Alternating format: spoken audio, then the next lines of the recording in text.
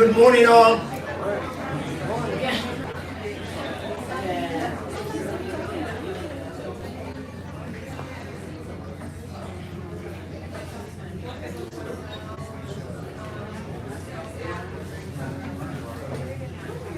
Such a compliant group. You got what? Social workers in the room, or?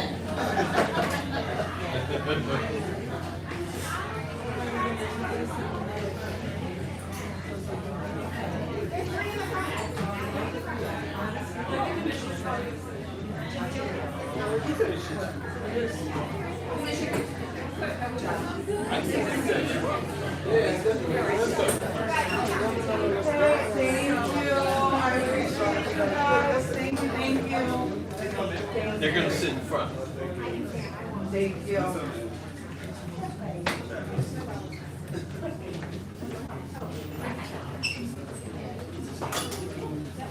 Good morning, all. We're going to get started in about 2 minutes, so get settled in.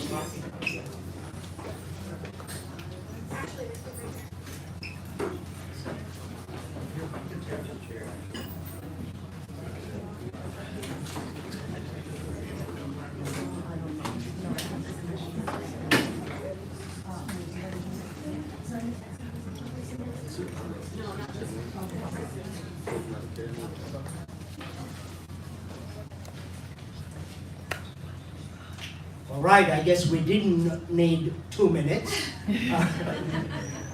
Thank you, everyone, for being here. I'm Jeremy Kahumban.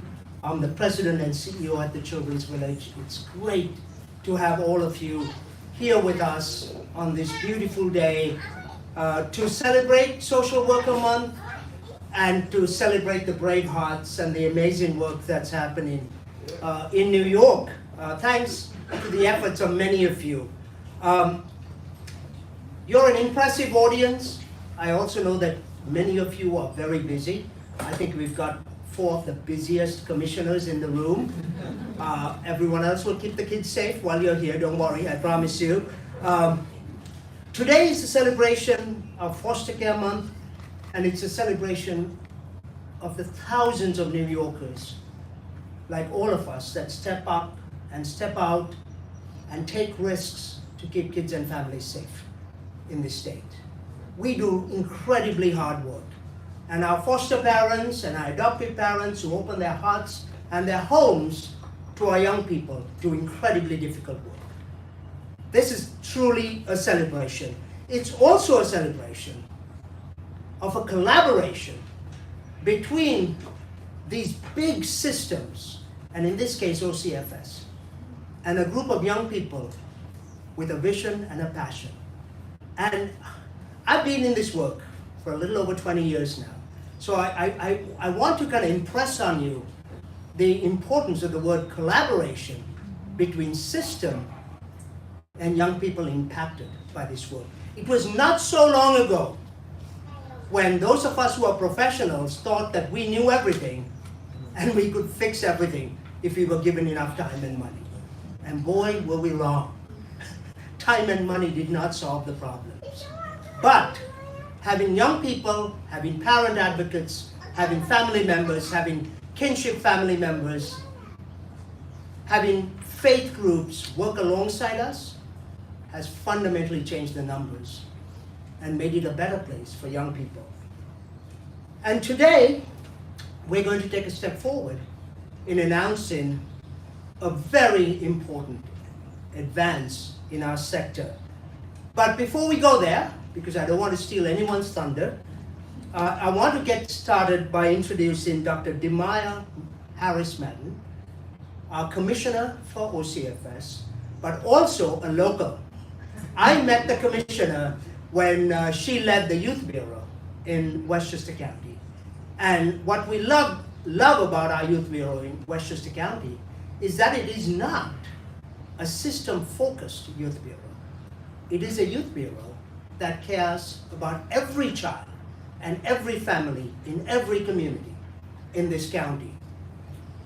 And in her role as our leader in Westchester, she led by that example.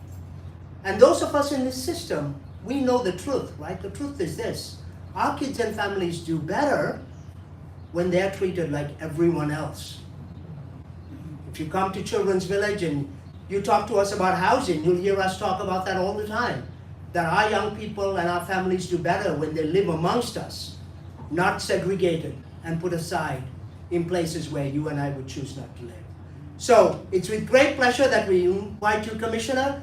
Thank you for being here, but also thank you for listening to the voices of young people and for being such an example to all of us who follow you and serve alongside you. Welcome.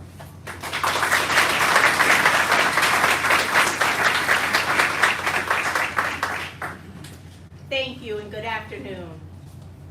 I hope you can hear me unless I need my teacher's voice.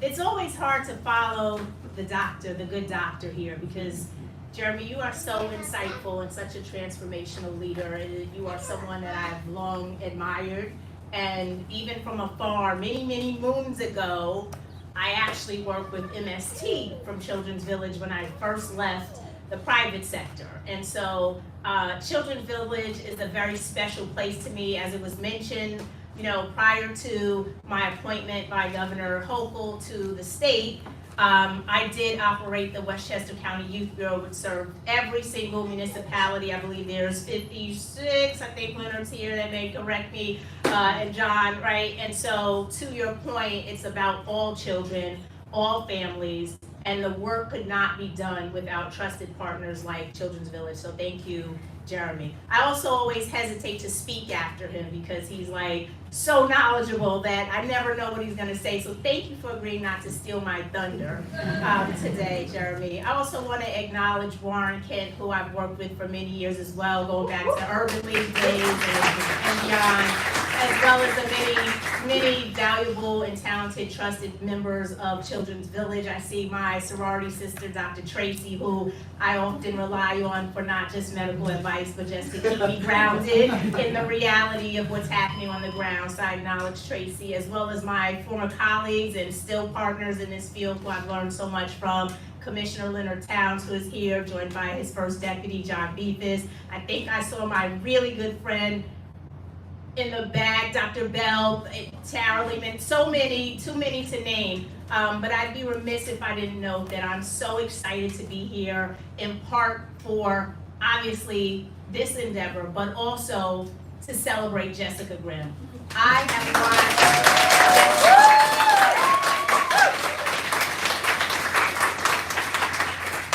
watched Jessica, we've watched you in your personal journey, back in the days in Mount Vernon, Tara, coming down to the faith-based organizations. We've watched her grow. We've watched the Bravehearts explode.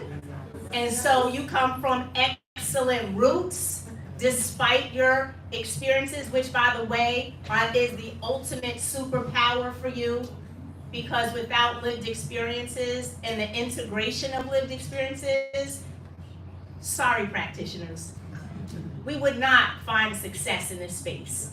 And I often go off script, and it's okay.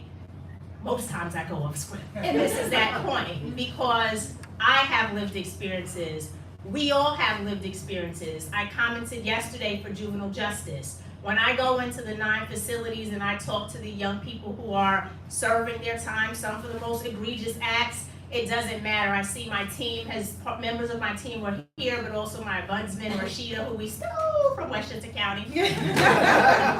But when we walk into the facilities, the trust, the credibility is there. Could be greater, but is there because we speak from the heart, we lead from the heart, and we understand that in any instance, I could be them and they hopefully can be me. And they ask those questions about how did you get there? It's interesting because some want to talk about the time they spend on the phone, 10 minutes is not adequate, and others may want to talk about other things, but so often we get questions, and I specifically get asked by our young men, how can I be you? How can I be you? And it is so encouraging because that means that they recognize their potential. They recognize that they can be me, and I express to them, I could have been you. There was a variable that was there that made it not so, but understand that you must take advantage of everything that's presented. Children's Village is a wonderful place where there are so many dedicated and caring people that could port their knowledge and expertise elsewhere, but they decide to stay here. The fact that I still see friends from 20 years ago is a testament to that, and a testament to the leadership, and a testament to your value to staying constant with these young people. But the evolution with Bravehearts is incredible. So now back to the script. Right, my script tells me that I must acknowledge the work that is being done by using those lived experiences and our Heartline. So I want to just take a moment to also acknowledge the ACS commissioner who thought it not robbery to come from all the way downtown here. He is an amazing thought leader who I've learned so much from, and you'll hear from him today. Also the OCFS team, our Deputy Commissioner Gail could not be here, but I believe Trish is here. Trish, if you could just wave, there you go, right in front of my eyes. Trish, thank you. Our entire PIO traveled down from Albany to join us today, and there are other members in the audience from our regional office in New York City who's on the ground, who's working in collaboration with ACS and, volunteer agencies. I want to thank them also for being here. But last but not least, obviously the foster parents. If there are any foster parents in the house, well, we're going to thank you. Thank you. Foster parents, we know you are integral partners in this work, and so without you pouring in your nurture, your care, your concern, your compassion, your love, which always leads, is so critical for the development of our young people and for them to feel like they are in a place where they are safe and they are protected. So I'll talk a little bit about my work at OCFS, which I say is from twinkle to wrinkle.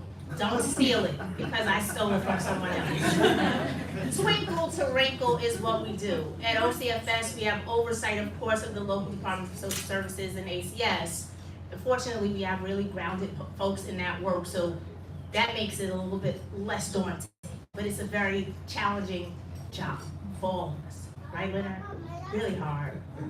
Because we don't have to tell you LDSSs deal with all kinds of things, and depending on where you are in the state, doesn't matter if you're in Washington County or Westchester County, it is still critical issues like foster care, adoption, permanency, APS, adult protective services, the whole gamut. But we also, from the twinkle part, manage the child care area, which again, falls on local departments of social services to help to support, but we're so fortunate that who has invested significantly over $7 billion into the child care system. How does that intersect with what we're talking about today? From the very beginning, we have to put that love and that nurture, compassion in, right? So that we are giving protective layer to our young people. I don't have to tell you that, but I am fortunate to work in a government, in a system where we're about transformation and change, and also investing and showing our investment through things like the budget. But I'm not on a budget roadshow, so I won't go there. So really, I wanted to share a few things. And this is not to say run out and get this person's book. This is not a disclaimer for this person, but it's just interesting when you start to read and think about some of the other leaders in different spaces. When you talk about change management, when you talk about different culture. There's a woman named Margaret Wheatley that I've stumbled across, and she dabbles with a lot of things in the human connection, resilience, and living science. But she speaks about leadership in the new science, which is her book. Specifically, there's no power for change greater than a community discovering what it cares about. And I found that quote to be very simple but appropriate for what we do. Because when we care, we see the outcomes. That input of care leads to change. And so I appreciate that, we're all in this space because we want to see the change, but the point of credible messaging is that it comes from us, it's from within us, it's from those that have these lived experiences, and it helps to shape the policies and practices so that we do what we do. This new initiative that we want to unveil, although we've had pilot, is so important because it gives that warm line, it gives a safe space for those that are in the system to connect with someone who's been in the system and understands exactly what they're going through.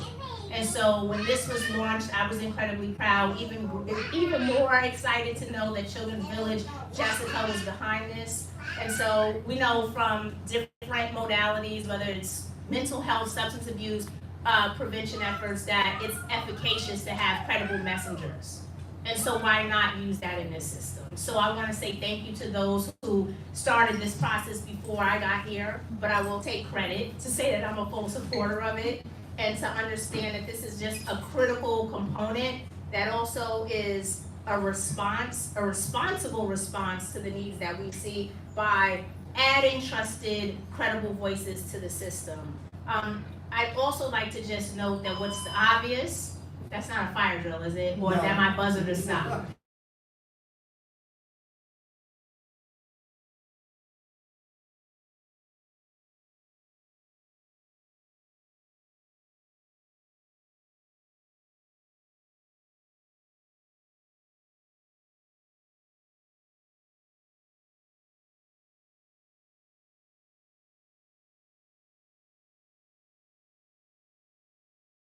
To be an incredible resource for them.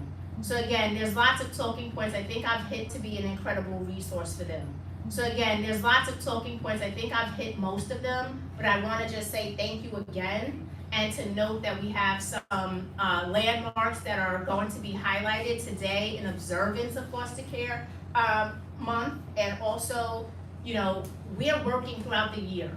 So while I'm here, I'd love to take advantage and field some questions if you have them. The team is here. I see I'm going to embarrass Sandy for a minute, who is our New York City Associate Commissioner, who handles so much of the challenging cases that come from the city, and has really been a guidepost for me. But in total, OCFS is sprinkled around. So please take advantage of us while we're here. And again, thank you for allowing me this long period of time to talk. I hope some of it made sense. It did. Be well. Thank you.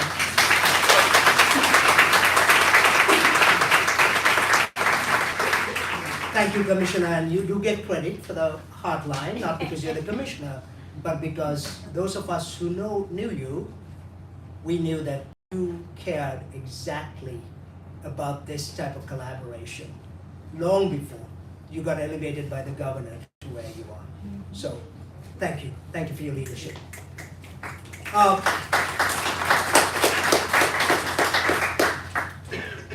As the commissioner mentioned, our Deputy Commissioner, Gail Geohagan, could not be with us today, but we have Trish Matley here to share a couple words on behalf of our Deputy Commissioner.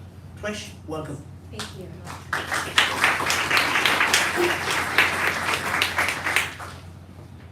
Hi, good morning, everyone. Can you all hear me? Yes. Am I in a good position? Okay.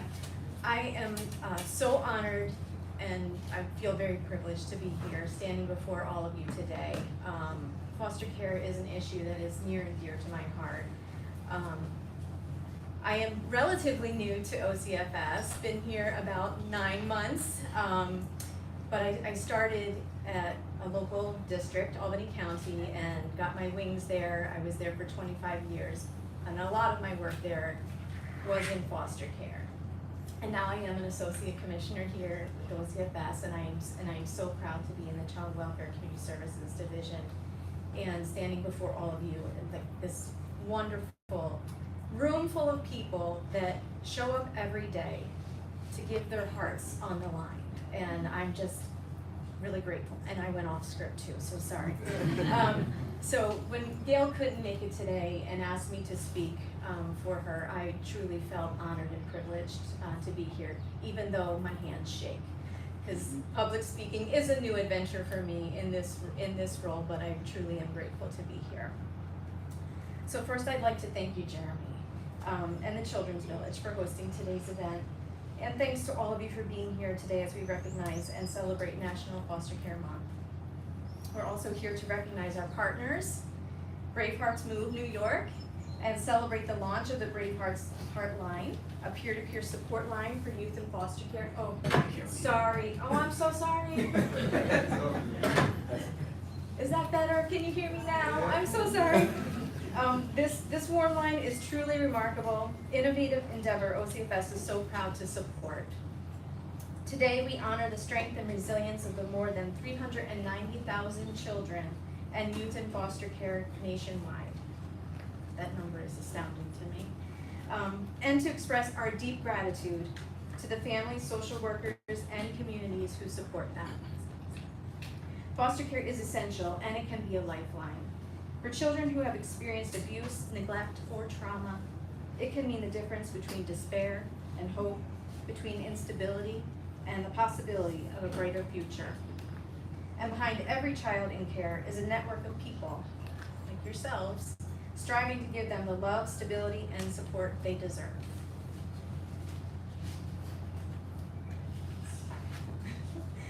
This month, we shine a light on the incredible foster parents who open their homes and hearts to children in need.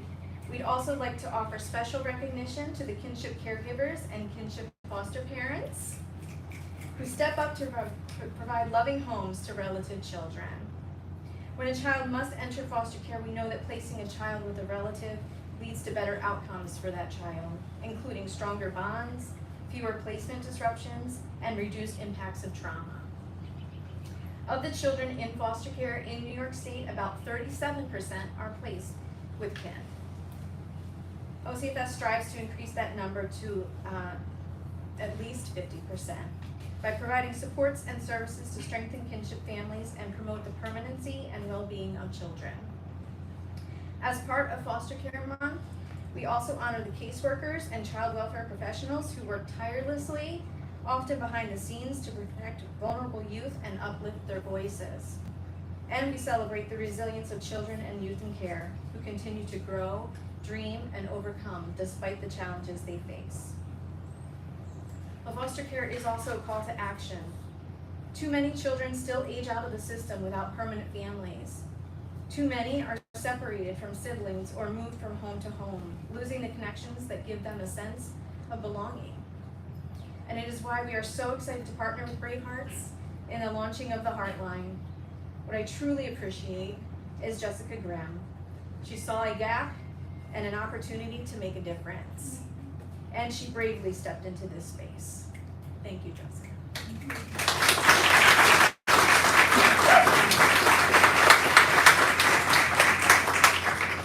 Oftentimes, people don't realize they can make a difference by becoming a kinship caregiver or foster parent, a mentor, an advocate, or simply by spreading awareness.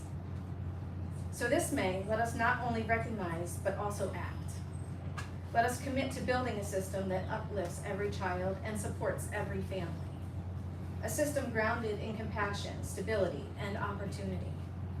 To all foster parents, kinship caregivers, child welfare staff, social workers, and advocates, your compassion and dedication truly transforms lives. Thank you for being the pillars of strength and love that our children need.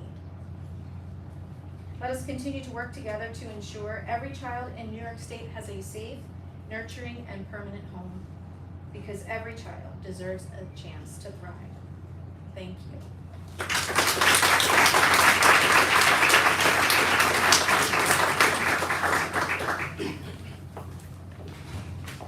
Thank you, Trish. I see that we've begun to fill all the seats, so to those of you who braved some of the traffic jams on the Sawmill, thank you. I also wanted to tell you that there are lots of us from New York here, but we've also got guests from California. So we have Georgie Smith, the founder and president of A Sense of Home. I like to tell our team, we build beautiful apartments in desirable neighborhoods and make them affordable, places where you and I would want to live. Georgie and A Sense of Home converts apartments into beautiful homes with everything you could ever want, and the Bravehearts are soon going to benefit from that amazing vision that Georgie has, and joining Georgie is her partner Melissa and Ken. They're back there somewhere. So guys, meet New Yorkers here. We're not that dangerous. It gives me great pleasure to introduce our local commissioner, Westchester County Commissioner Leonard Towns. Stay there, got to say something about you. I am really blessed to know a lot about Westchester County DSS, not because we do amazing work with the county, but because my wife, straight out of college, as we came out of college, went to work at DSS. and worked for the famous Linda Sala, who retired a few years ago. And when Commissioner Towns took the position, I went to Elizabeth and I said, hey, we've got someone from the department stepping into this very important role. And I've heard a couple of things about the commissioner that I don't often hear in these very important positions. I've been told that there isn't a position at DSS that the commissioner doesn't know or understand, because everyone knows that he's got his boots on the ground, he leads with his lived experience, and that he has great compassion, not just for our kids and our families, but also for the staff in the department. And Commissioner, it has been a pleasure and a thrill to serve alongside you. And if this group doesn't know it, they'll know it now. You are the incoming president of the oldest public welfare association in the United States, I believe. You take over in January and the first person of color. Congratulations. We need your action.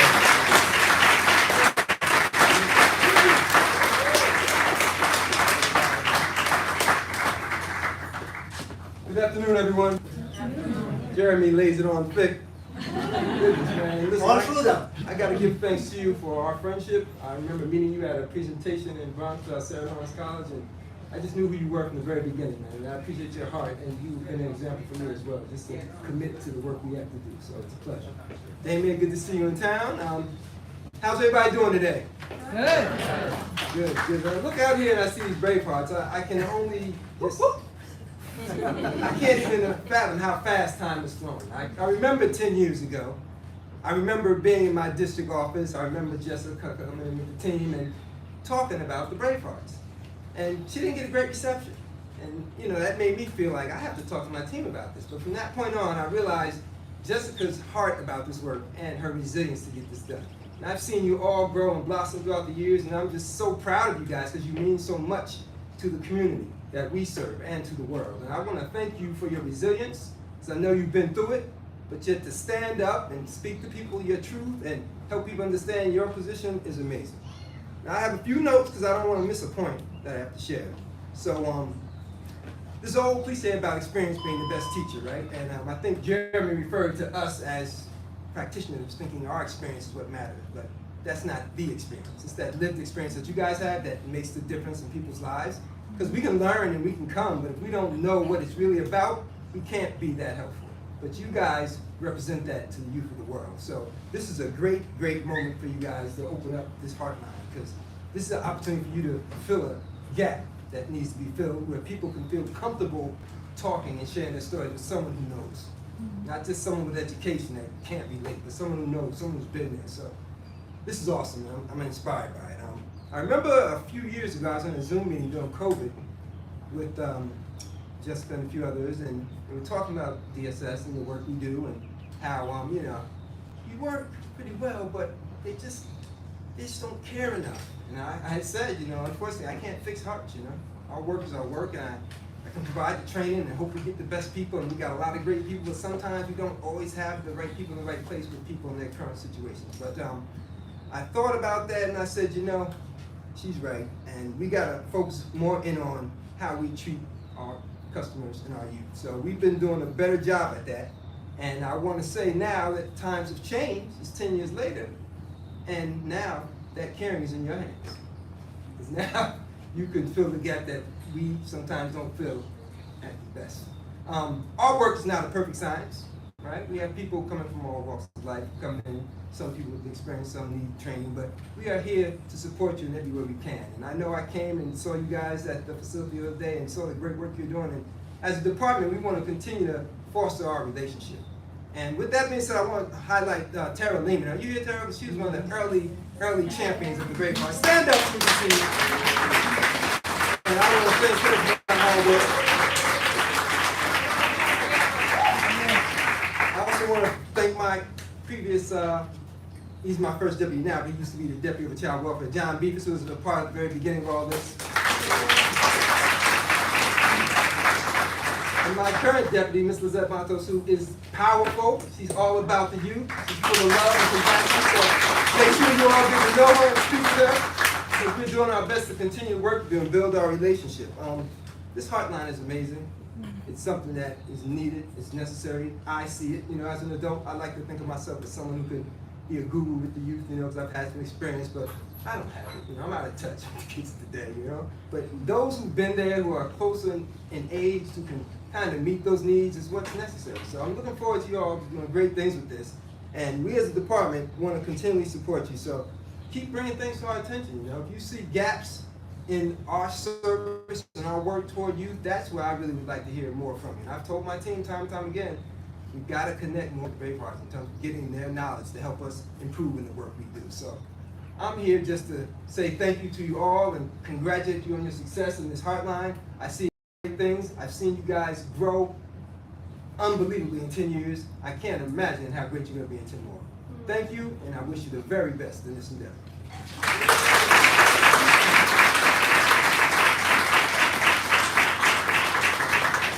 Thank you, Commissioner. And now, you've all heard about Jessica, so I get to introduce her because if someone doesn't, we'll all be in trouble. I should also mention among the names that the Commissioner read out, we also want to recognize Commissioner Michael O.F., Commissioner for Mental Health. He couldn't be here with us, but he was truly an inspiring force in those early days alongside John Beefus and our DSS team. So wherever you are, Commissioner O.F., we thank you for today. Many of you know Jessica. For those of you who don't, I'll put it this way. To know Jessica, and I wrote this down, I don't want to play around with this one. To know Jessica is to be in the presence of energy, heart, passion, and unwavering commitment. If you're in Jessica's presence, that's what's happening there. We were very fortunate to be introduced to Jessica. Feels like a long, long time ago. It has been.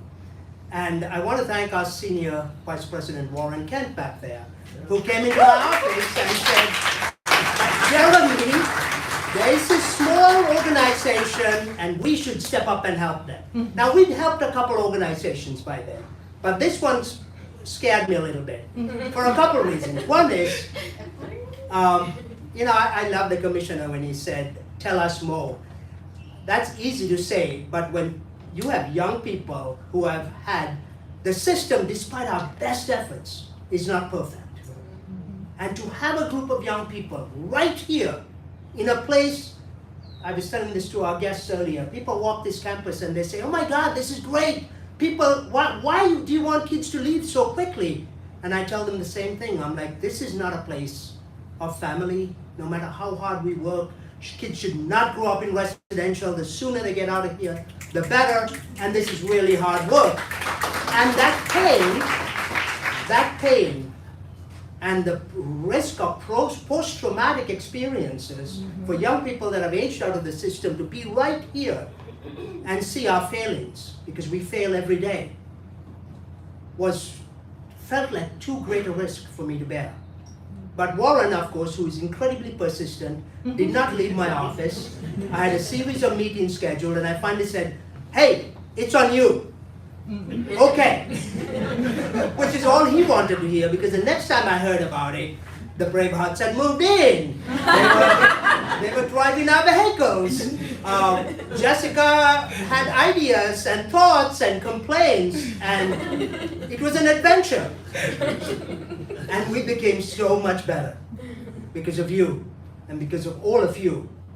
Thank you. Come on, Jessica, there's nothing more I need to say.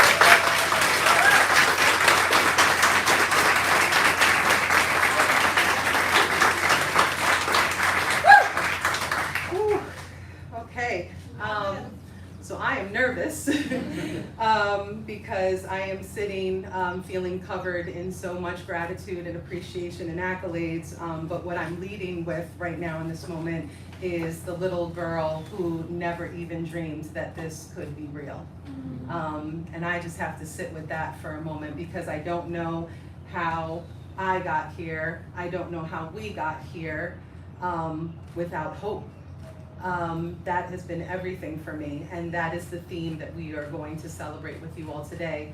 I am so honored that everybody came from coast to coast, top of the state, from the bottom of the state, to celebrate with us today. It means everything to me, so thank you so much for coming.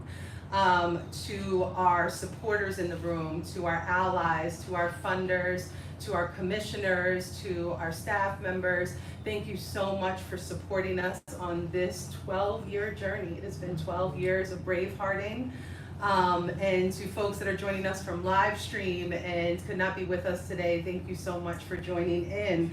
I always start with gratitude. I think it is the thing that anchors me in this work and keeps me going on the hard days, because the child welfare system often perpetuates a narrative of striving towards independence, right? We hear about independent living, we hear about the desire to become independent.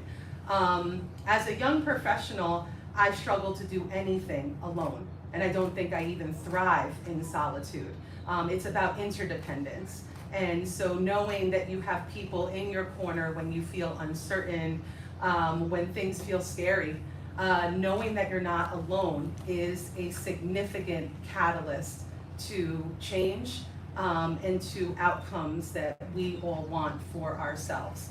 So I just want to send a very heartfelt thank you to Children's Village, not because like the spiel in the politics says I have to, right?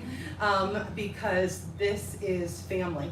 And when we're talking about celebrating Foster Care Awareness Month, we came to Children's Village extremely vulnerable, without a plan, very uncertain of where things would go, much like being put into the foster care system. And Children's Village did not ask any questions. There was just open space for us to wield our creative freedom, for us to have our concerns heard, and for us to fail safely. Because it is so important that we are allowed to try before we are given a chance and told we can't, that we are given that ability to try. And I know Jeremy had uplifted Warren, but I'd be remiss if I do not uplift Warren. He plays many roles in my life, he plays many roles here at Children's Village. But the role that he plays first and foremost for me outside of a mentor is a visionary. And he was able to see things that I didn't even necessarily see in that moment. And he was able to be a lighthouse of safety when that was something that Bravehearts needed the most. So he's standing in the back, if we can give him a round of applause.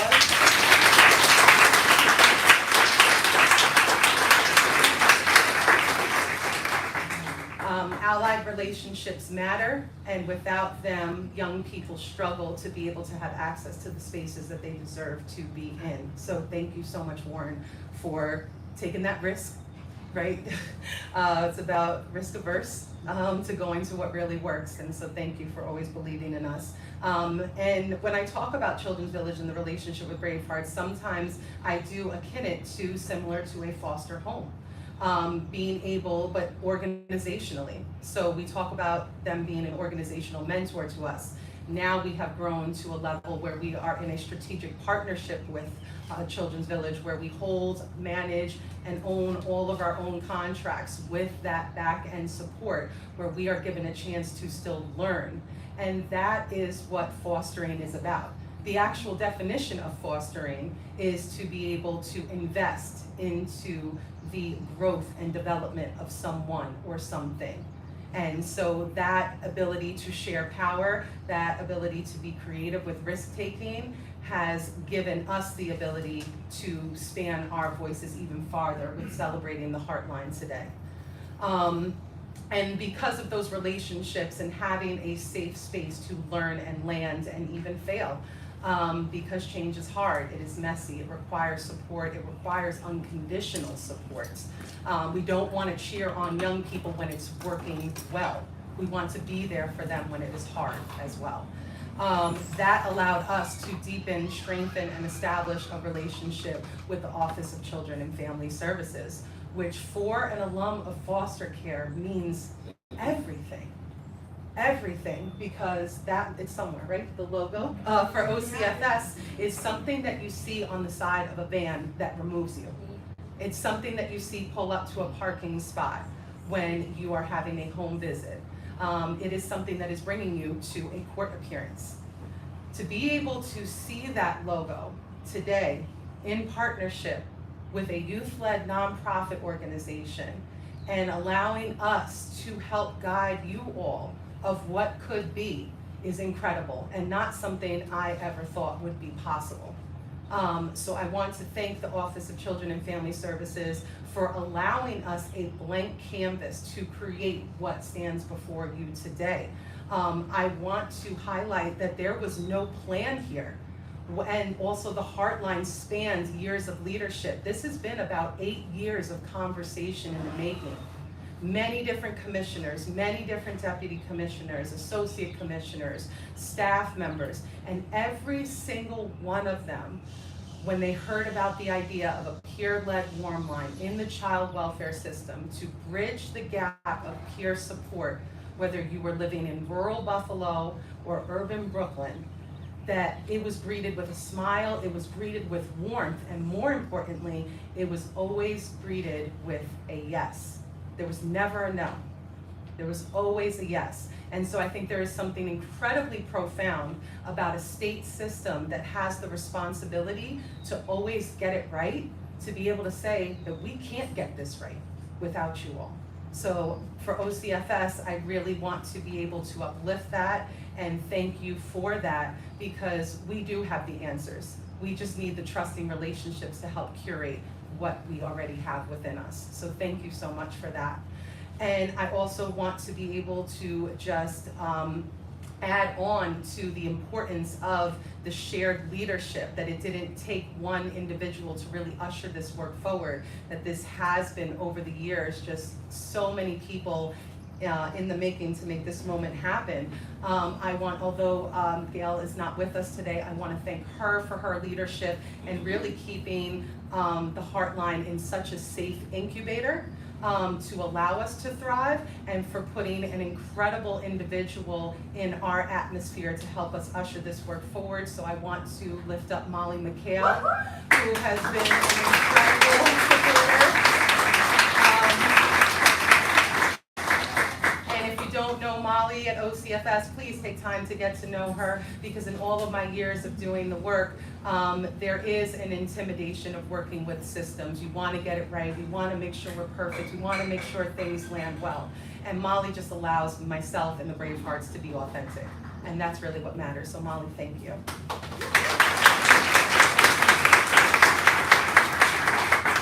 So let's talk about the Heartline. I was sitting there, standing actually, I'm standing there listening to all of these words, taking in every single moment of this journey before Bravehearts, thinking about my placement, thinking about discharge, thinking about family, thinking about abandonment, thinking about connection. And it was hard for me to sit and feel that I can hold the creation of the Heartline. Yes, I helped usher it forward. Yes, I helped create the foundation for it. But I need to lift up all of the young people that are not in this room today. And some young people who unfortunately no longer walk this earth with us today, who have asked for this service and something like this to exist.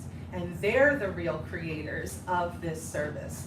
There is nothing more difficult to withstand than having so much traffic in your mind and so much hurt and feeling like nobody around you is able to truly understand what you have to say, or to have to sit and repeat your pain over and over and over again to someone who may not even necessarily understand the weight of what you're saying, and also awareness to what you are not saying.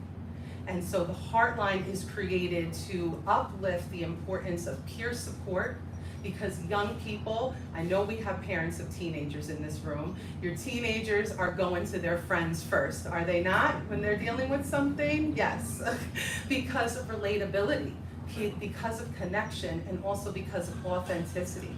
Young people have a culture, a vernacular, an energy, a way in which I say we, but I don't even know if I can call myself a youth anymore. There is a language that we speak. What's understood does not need to be explained. And when we think about the multiple levels of the foster care system, we have our kin placements, we have our therapeutic foster homes, but we also have our congregate care settings. We also have secure detention. We also have young people who have aged out or who have been adopted and are no longer formally connected to services. And every single one of those young people and their families deserves access to peer support to help mitigate a decision that could go wrong, a moment where it's just another reminder that are we worth? Does our stories matter? Is this going to be heard in the way it needs to? Now they can call the Heartline and they can be heard in real time. We are employing people throughout the state to be able to wield their expertise, because that's really what lived experience is. We talk about it as an experience, but it is an expertise. It cannot be bought, it cannot be taught. You can go to any institution in this world, and I don't think that a professor could adequately explain, justify, or quantify what it feels like to not be connected, belong to, or feel love for yourself. Nobody wants to be in the foster care system. But if we happen to experience, that's my cue, right? It would be the sirens. If we are going to stumble into this system, we need to remember what the definition of fostering is. We need those values. We need that care. We need that compassion. We need that love. We need to ask ourselves, are we leading? We need to ask ourselves, when we think about hope, are we leading with our titles or are we leading with relationships? And that is so important, because I do understand worldview, and I do understand for the providers and professionals in this room that titles do matter, that hierarchies do exist, but not to youth and not to their families. They just want to feel us as humans. They just want to exist with us. They want to know that we believe in them and in us. And a title can't do that. Only relationship and values and connection can. So I just want to also lift up that Heartline is so much more than a number for young people to get that peer support, to speak to a relatable responder and feel connected to have anonymity over something that you want to explain, that you don't have to express your name, your gender, or where you're calling from. You can just exist. But this is a service, and this is an asset for our foster parents, for our caregivers, that they are not expected to have all the answers. But we can be lighthouses, and we can point young people in the direction of people who can understand. So this is a resource that we want families to feel connected to. This is a resource that we want providers to feel that they can celebrate. This can help alleviate stress, alleviate our workloads. This can help us when we are struggling in those moments to connection, to know that you don't have to connect alone, because we don't do this work independently. You can partner with young people and fill that gap, and understand that young people are not just placeholders at an event. They are a consistent force, and they are necessary for us to be able to serve youth and families with dignity, diligence, and care. So this is something to celebrate. And when I did not sleep last night. I was overthinking everything that I was going to say. And I really just sat in a space of like, I have been advocating for 20 years, since I was 18 years old. Still in the system, still didn't even, at that point, I don't think I even understood what healing was. And I just want to lift up how important it is for folks to believe in young people even before that they can believe in themselves. Because I would not be here today if it was not for those people that went outside of their job description, went outside of the norm, went outside of the box, and they were able to feed into me. They were able to pour into me something that I resisted, something that I was defiant to, something that I did not believe. But that relationship and those values, they matter. This is what it creates. So this is, I am always so honored to be able and humbled and privileged to be called a leader of this incredible movement. But this is a service, this is a support. I know it is a warm line, but this is a lifeline. This allows silence to be heard, and this echoes through decades of young people who are not with us today, who never in their wildest dreams could have envisioned something like this could have existed. And for that, I think this is the first time in my 20 years that I felt good going to an event that I could celebrate.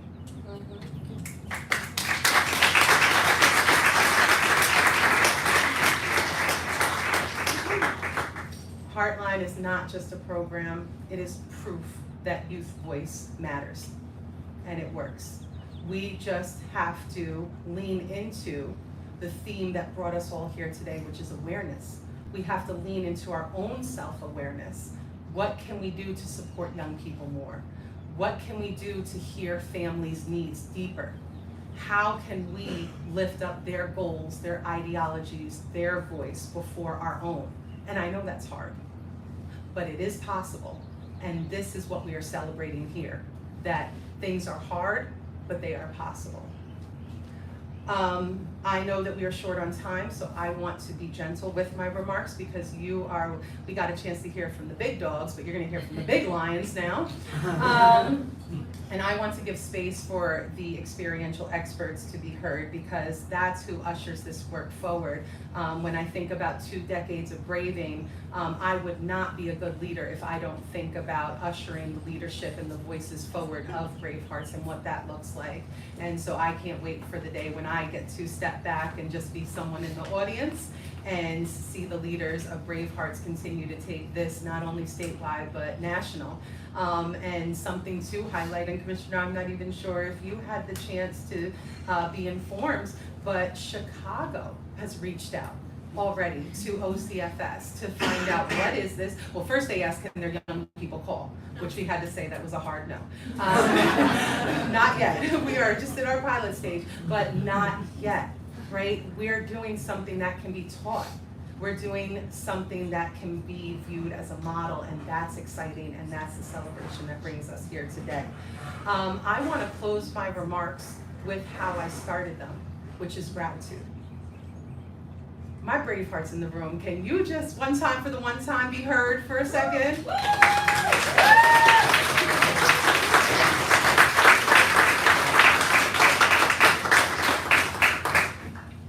That sound up here, the shirts that you're seeing, the lines that you see on the back, the voices that you are going to see carry you through today's experience, that is hope. That is hope, because what you see today is nice blazers, coordinated efforts, doilies and decorations on tables. What isn't always seen, and what we also need to remember, is how hard it is for us to remain in this work. How much effort we have to put in every single day to manage our own survival, to be able to stay grounded that we will make it and we will be able to feel what it's like to thrive. And that we are doing something that's bigger than any one of us, that we are breaking the glass ceiling, and we are setting a precedent of what is possible and what can be done for young people that will come after us. So I want to just anchor in the fact that none of this exists without the tireless and relentless resilience that each and every one of these young people that are rocking black and gold today stand for and withstand every single day of their lives. So for that, I need you to know that I'm eternally thankful to you.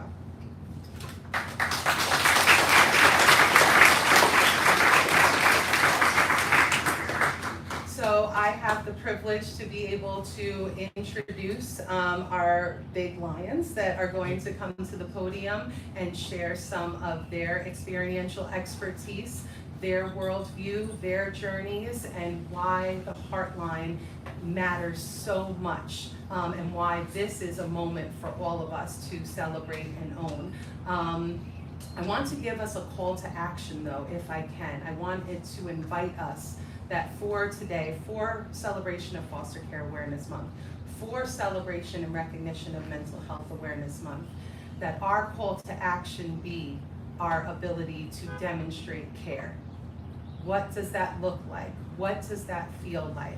And you are going to hear from speakers that are going to echo those sentiments, but more importantly, you are going to walk through activities today and through a journey today that hopefully can anchor you in two of the most important questions that I would invite you to ask yourself when you have to make big decisions that we will never be privy to. Your why, your anchor in this work. What brought you to this work so many years ago? And when you think about partnering with youth and families, the next thing I would ask you to ask yourself is why not? Thank you guys, from my heart to yours. Thank you for celebrating us. Thank you for supporting us. And thank you for going into the deep ends and taking on risk that we didn't know where this was gonna land. But this is where hope brings us. And so I am so grateful for that. So from my heart to yours, thank you so much.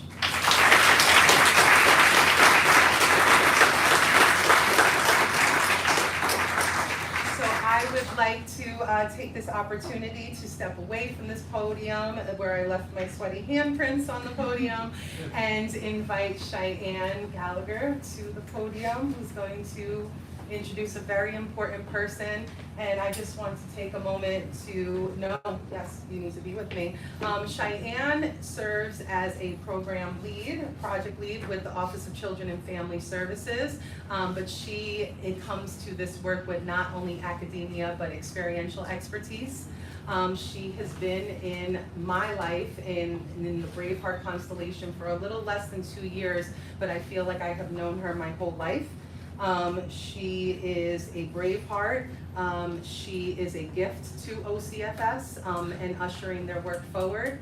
And she has some really special things that she's going to share with us today, and I'm just incredibly proud of her. Thank you.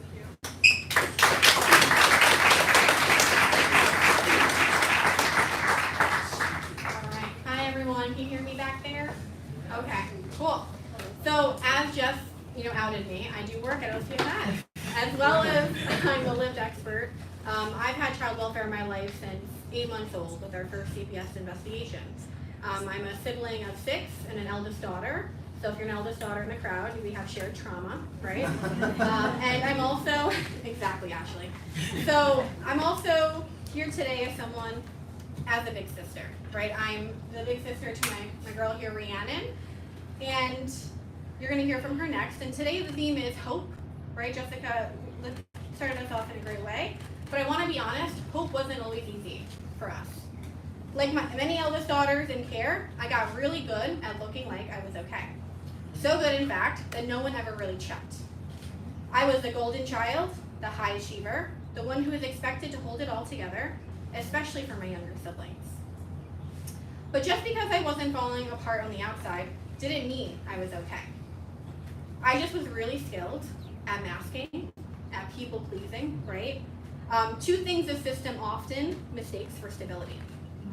What I needed wasn't more supervision, right? I needed authentic relationships to ground me, to know that I was okay not being okay, right? I didn't have much of that in the formal system, but I did have people in my life that I won't go down right now that really did support me emotionally. And eventually I had the chance to become that support for Rhiannon.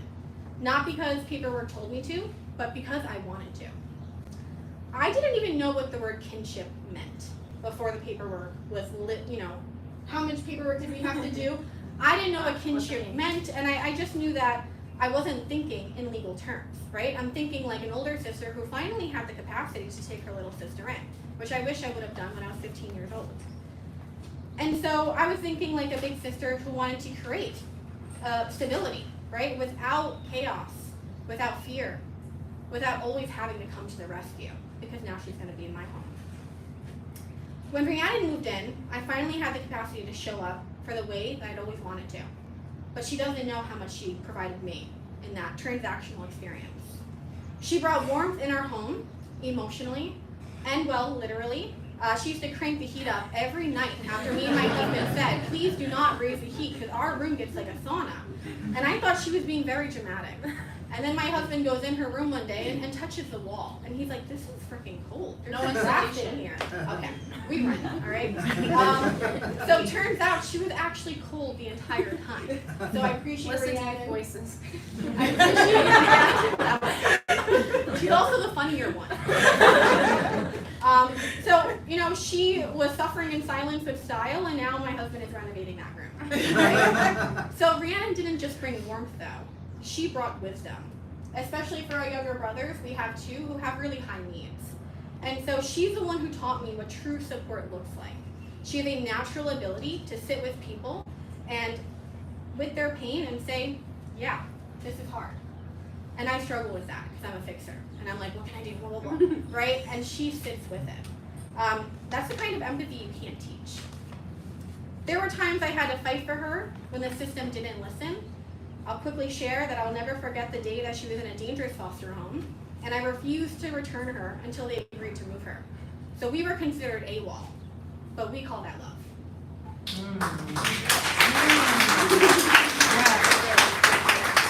So that's our survival mode story, right? But today, and the last year, we're really in growth mode. And so Rhiannon's thriving, she's self-sufficient, and that's not because of me. Because of her own strength and the small and mighty village that we're building brick by brick around us in Albany. And for the first time, I've recently been able to step out of that parent role and back into the sister role, and it has been so healing. So we talk about healing, I'm really kind of stepping into that. It's beautiful. For years, I was ashamed of the time I'm in care. I'm a new Braveheart, and I did not used to rep my foster care experience on my chest like I do at OCFS, which is extremely scary to do, by the way. So I'm glad to be a Braveheart, but now I see how much strength it took just to make it through. And you may not know that, because I take it very differently. And that's what gives me hope. Not just from where we've been, but how far we've come and our siblings set us together. So Rhiannon's a relatable responder at the Heartline, which we're launching today, and I think that's really fitting if you understand who Rhiannon is. She's made a career out of the empathy that she showed throughout her family and the quick-witted care that she's always shown. She's the funny one, like I said. I like to think I'm funny too. I'm like the funny that's like the awkward auntie at 8 p.m. that doesn't want to be talked to after 8, but will chill all day. She's my favorite person to hang out with, again, preferably before 8 p.m. So now, with my whole heart, I want to introduce the person who inspires me every day, who held me down just as much as I held her up. My little sister, the funniest, fiercest person I know, Rhiannon.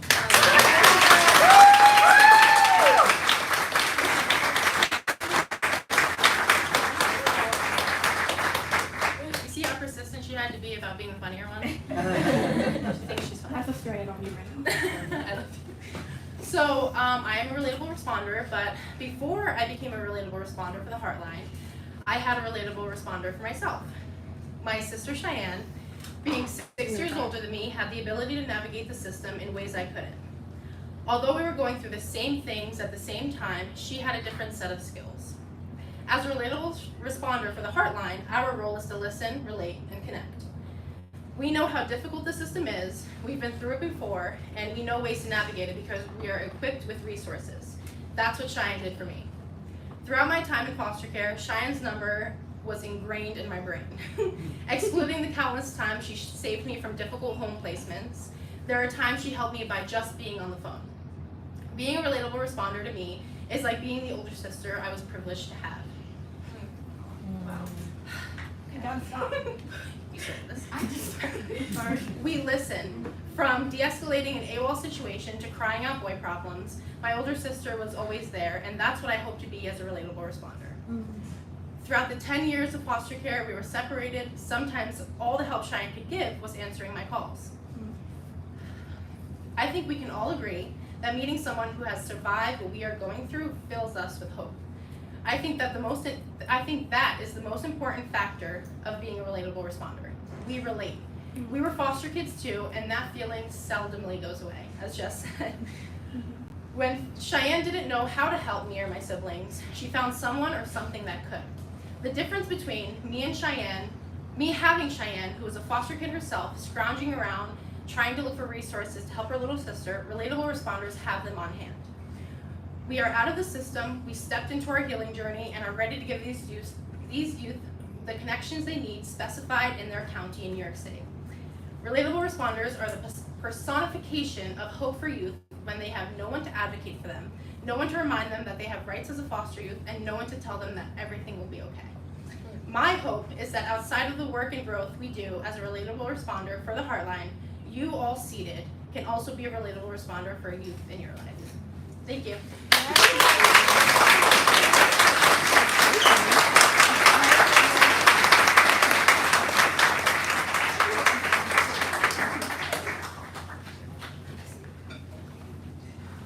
See, that's the big lines. That's what we need to be hearing more of. Cheyenne and Ree, thank you so much for your bravery, for your commitment, and I think that just touched all of us, especially folks in this room who understand the impact of sibling separation on a very personal level. So I thank you for just being so brave. Next to the podium, I have the incredible honor to introduce someone who has been braving with this organization since the beginning, Miss Ashley.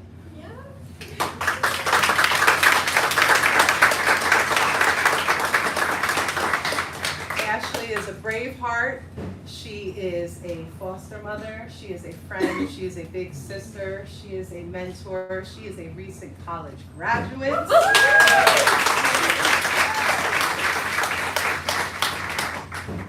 And the one thing that I have always seen Ashley lead with in the almost 19 years she has been in my life is with healing.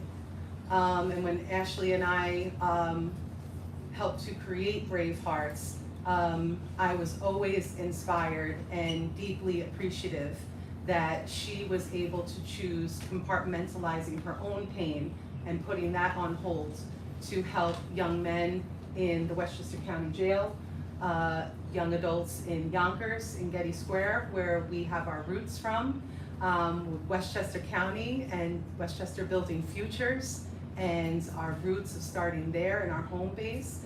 And it is an absolute privilege that 12 years later, I get to introduce her to share her expertise of why fostering matters and why healing matters.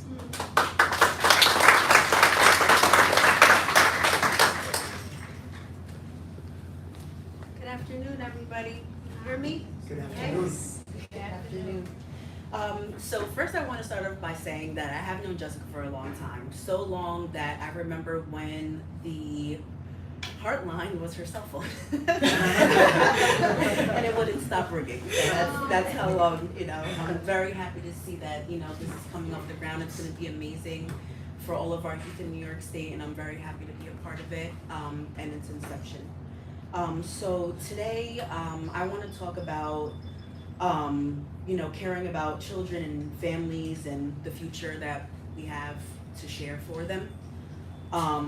One thing that I believe in is once foster children or adults find stability, that we should find a way to give back.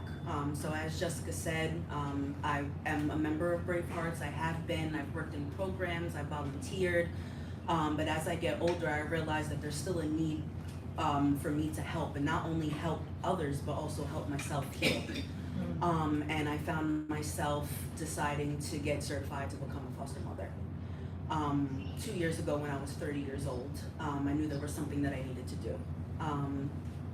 In doing that, not only do I feel like I'm able to assist and help keep youth safe, I'm able to heal myself and the things that I've been through.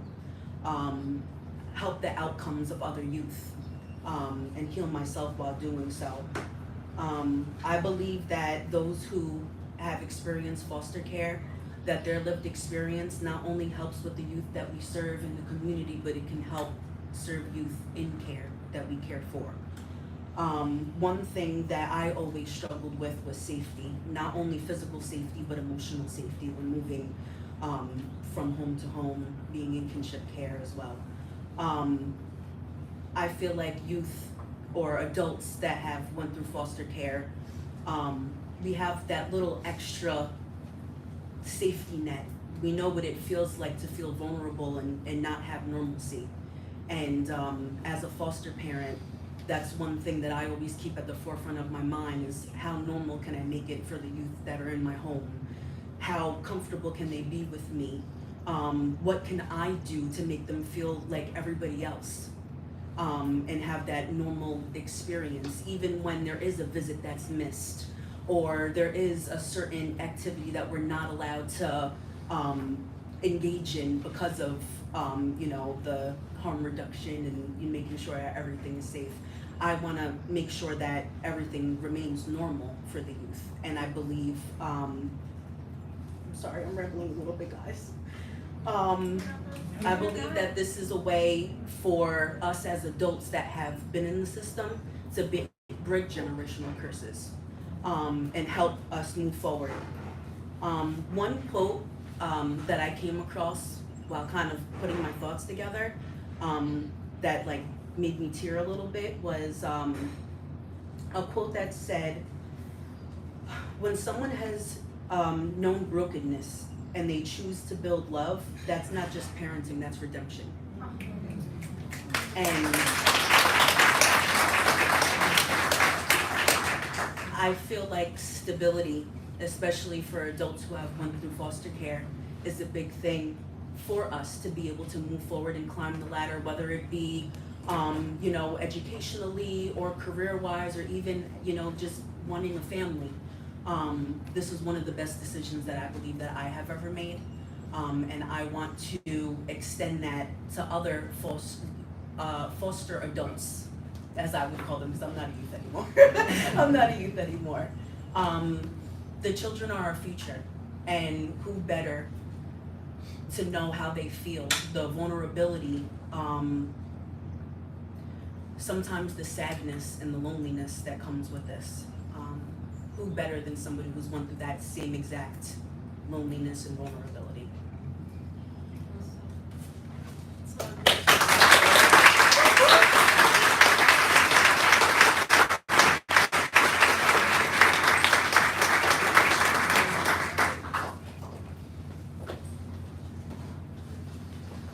Oh my goodness. They don't call it Bravehearts for nothing. This is hard work, wielding our hearts. So next up to the podium, I have the honor to bring up a woman of many titles at Bravehearts. Some may know her as a program coordinator for Campus Bravehearts. Some may know her as a recently certified art practitioner. Some may know her as a, let's call it what, a CAO, Chief Art Officer of Bravehearts. But how I know her as a sister in solidarity in what we do best, which is braving and with all of our hearts, Miss Kaylee.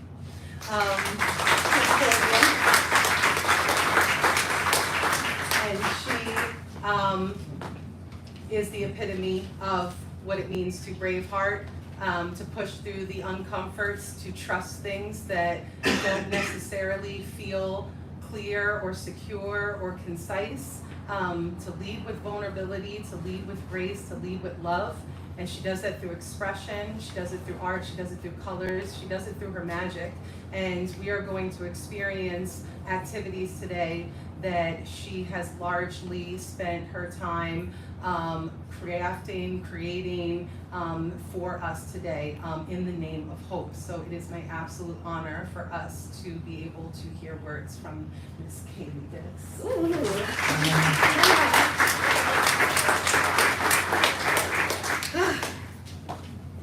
I have to read it though, so, okay. Whew. All right. Okay. So, can I take this off? Yep. Beautiful. Is it still on? Yes. I have been told once or twice that I am a bit of a hope dealer. But let's not get too far ahead of ourselves. For starters, this is the first time I've had a real shot at an actual career. I still struggle sometimes with imposter syndrome when I tell people I'm a program coordinator with Bravehearts. If you had asked me 2 years ago if I saw myself standing here, I would have rolled my eyes and laughed.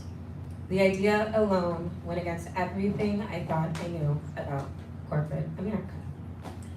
But this isn't a story about self-doubt.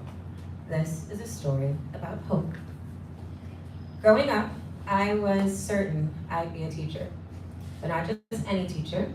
I wanted to be a professor, an English professor, to be exact. I dreamt of graduating from the University of Texas at Austin. I wanted to drive a light pink BMW convertible, marry Justin Timberlake, have 6 kids, and live in a mansion on the beach right next to my best friend. Boy, was I wrong. And not just a kid with big dreams running into reality wrong either. Okay. I went from dreaming of being Mrs. Timberlake to just hoping I'd survive another day. I faced poverty and homelessness head on. By 16, I had more survival skills than Bear Grylls.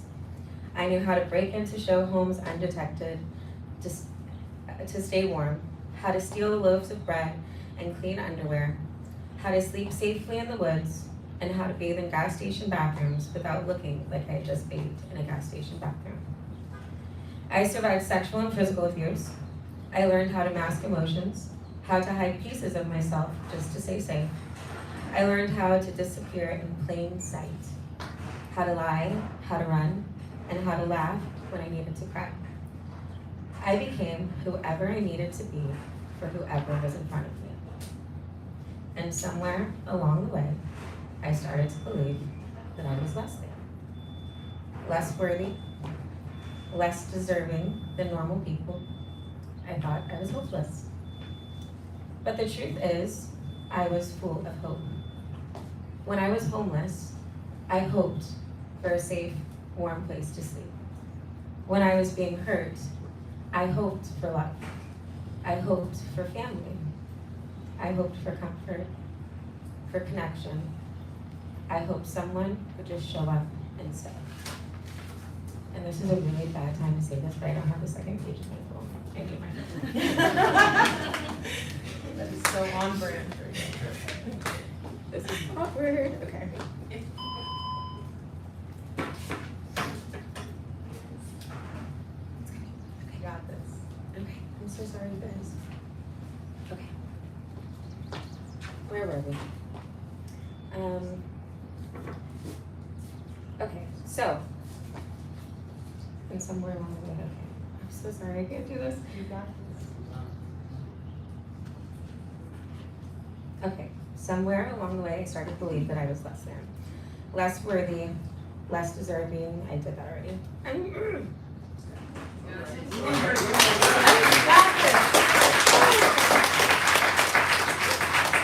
Okay, so I love you too, thank you.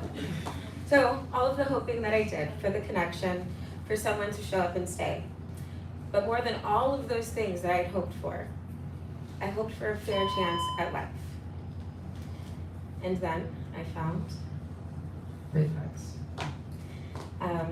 As I'm sure all of you know, Bravehearts is a youth-led program that uplifts and centers young people like me, those of us who've grown up navigating the foster care system, the juvenile justice system, or mental health systems. It offers connection, mentorship, purpose.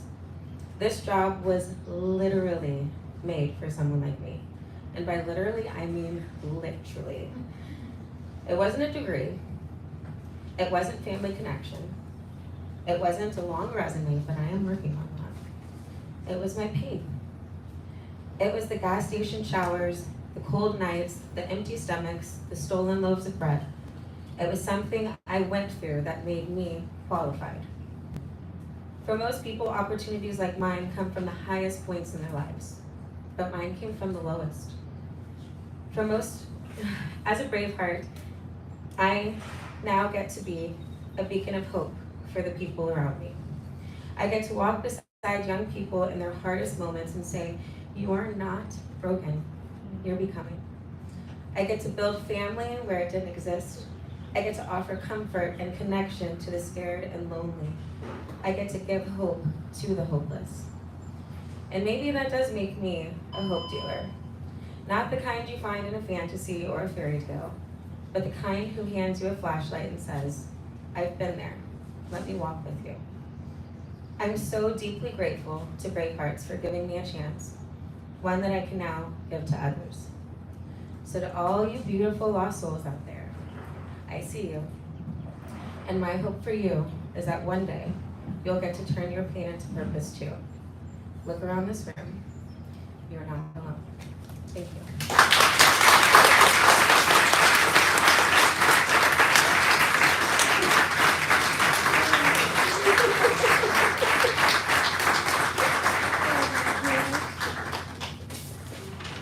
She was supposed to do an interpretive dance. That's what happens when we ask her to do a speech. Thank you so much, Kaylee. Everything that you say never misses the heart. Are we going to tag team this? Okay, so we are going to bring to the podium a very special individual who's going to close out our remarks for the day, and then we are going to talk about what we are going to all experience for the next hour or two that we are together today. Very quickly though, I just wanted to put some names and faces to the braving that happens all across the state. So really quickly, Ramel and Carla, could you stand up for a second? We're here representing Bronx Braveheart. Katie, if you stand up for a second, representing Orange County Braveheart. Kevin, Rhiannon, Alessandra, I don't know where you're at, representing Heartline. Shout out to Kev, there you go, Alessandra.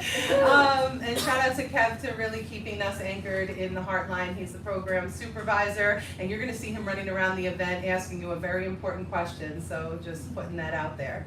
But we get to introduce, I believe you all know him as Commissioner Dan Hauser. We just call him Jess with the fresh kicks. So that's how we know him, but we had the privilege as Bravehearts to be able to share space and get to know Jess a couple of years ago. I believe it was at Kafka. And I didn't even realize that he was a commissioner because of how cool, relatable, and just human he was. I was not speaking to someone in power. I was speaking to someone who wanted to exist with. He has always made myself and the Braves feel incredibly comfortable. There's always an ability to be able to talk about the hard things in very authentic ways. And when I heard that we were going to have you close out our speaking segment for the day, I was honored because I know that you're gonna kill it. And Jeremy and I just wanted to be able to introduce you together. So that's my cool youth spiel of Jess. I'm sure you have much more professionalized remarks to give. She set me up. Actually, Jessica said she had a lot of funny stories about you, Commissioner. I did not. She's not the one.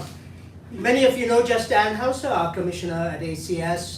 To those of you who don't know him, many of us in this room have known him for his entire career. I met Commissioner Dan Hauser when he worked for Commissioner John Mattingly at ACS, a friend and a colleague.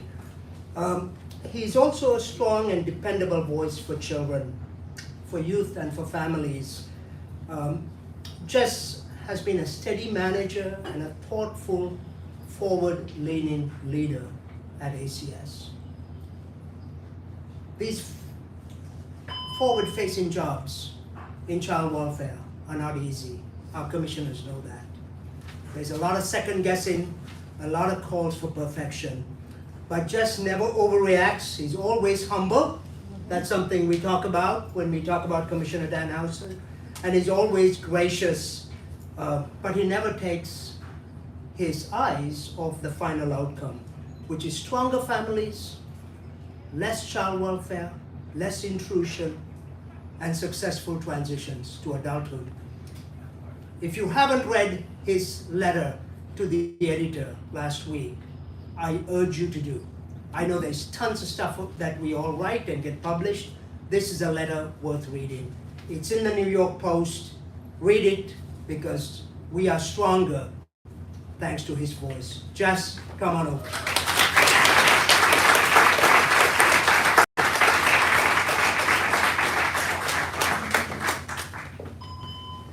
Thank you, Jessica and Jeremy. Those are the most generous remarks. I feel like I should just run out and let y'all think I'm that great.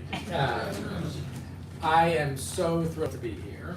When I got the invitation, I wanted to come to be a cheerleader. ACS is not the one who is making this happen. Congratulations, Commissioner, to your whole team at OCFS for seeing this through. Please thank Gail for us. We really want to just thank you for giving a gift to young people throughout New York State and New York City. When I think about the stories I hear from young people when I visit the Children's Center, when I visit detention centers, they need you all. They need you all. And I came here to say thank you. I also came here because don't think you're just giving hope to young people. You give us so much hope. To believe, to see how you've used your story. Cheyenne, Rhiannon, thank you for being so generous. Ashley, thank you for your service, everything that you're doing. I will never turn down an opportunity to be in the same room as Kaylee and Ramel, because they just make you feel human. And make sure that everybody around knows that there is true love, there is healing, that you all have such poise, but it comes from a place of depth and work that you've done in yourselves. And just thank you for giving that gift back to so many young people. My job is, I'm gonna wear this bracelet, I'm gonna get the number out, and I wanna keep learning from you all. I really hope that you give us the gift of telling us the hard truths that you're hearing on the other side of those calls. What are the things we can continue to do better? Yes, it's great that we've doubled the number of kids in college. Yes, it's great that we coach kids until they're 26. But until there's love in every interaction that young people experience with our system, we have work to do. I just want to, before I close, thank the Children's Village. You all provide such an amazing space. Warren, I'm glad that you convinced Jeremy to do this. But we all know it's true that you are extraordinarily generous with not only what the Children's Village provides to the young people in your care, but to organizations that really matter. And you give space, you give resources, and you don't take their shine. Many organizations who support other organizations do it to merge, do it to make their bank account stronger or their program array stronger, and then try to make it look like them. You really allow so much to flourish, whether it was Harlem Down and the Bravehearts, all the work that you're doing in housing. Just bravo to you and to your team.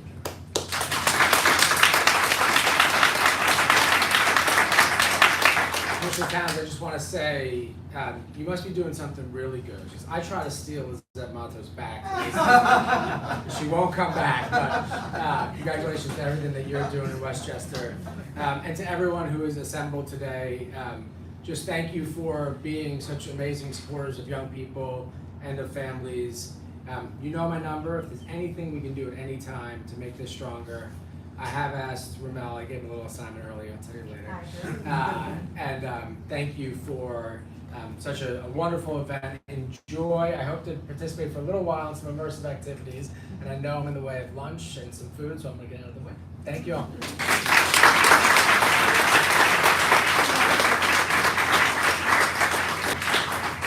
How are we all feeling? We're feeling good?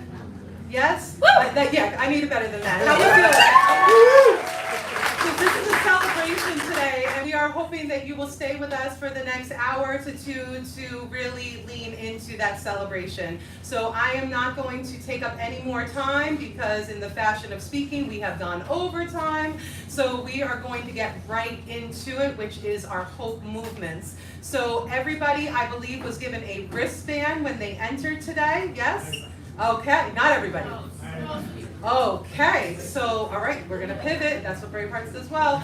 So if you do have a blue wristband on, you are going to follow Kaylee into the Legends room, which is right here to your, I guess this would be to your left, for a 20-minute activity that we are calling the Hope Mural. She is going, herself and the other Bravehearts who will be with her will explain what that is and what that looks like and what you can expect in there. If you are wearing a green wristband, you are going to follow Cheyenne down the stairs through the gym to a room that we call the Hawk's Nest, to our walk. And our awareness walk is going to be filled with an immersive experience around the quotes of youth and families. And we are going to really take you on a journey in there. After 20 minutes, we are going to ask you all to switch rooms. So folks that were in the walk will come upstairs to the Hope Mural, and folks who are in the Hope Mural are going to join us on the walk. If you do not have a wristband on, in the spirit of young people and voice and choice, I am just going to ask you to use your judgment and put yourself in whatever room you will like. You will have an opportunity to experience both. At the conclusion of experiencing both of these immersive workshops, we are all going to convene together into the gym for a lunch that Children's Village and their staff and